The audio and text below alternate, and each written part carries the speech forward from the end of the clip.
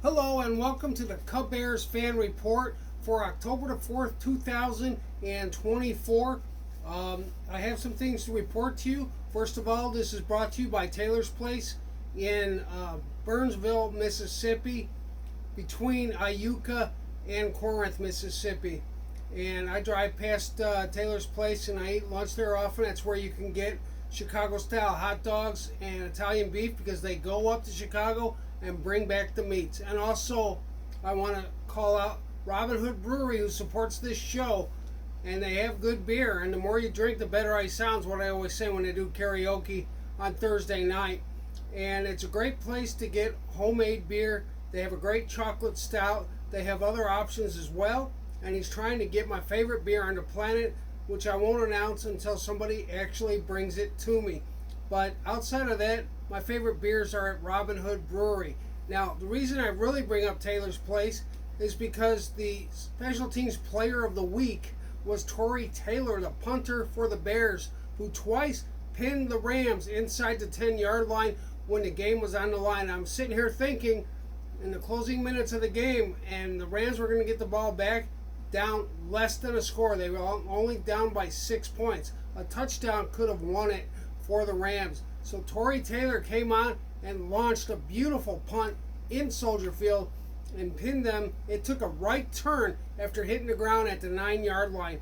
That was incredible, and that earned him the Special Teams Player of the Week. And he was also on Good Morning Football, as was the other rookie Bear, Caleb Williams, who's showing much better progress than he first started with. So each week he is building on his talent.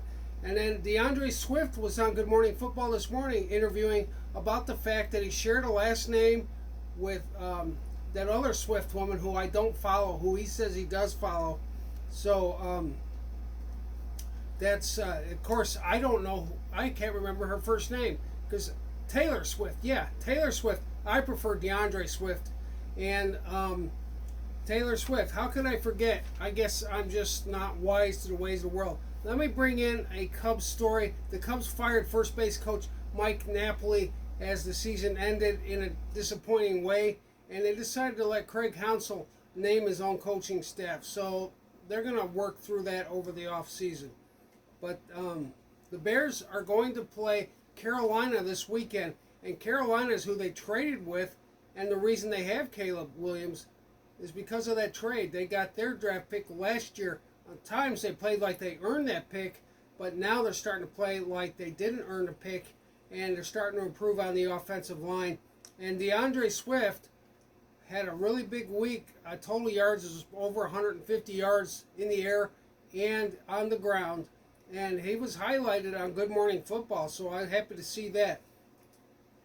So Tory Taylor, and then other former Bears I want to talk about.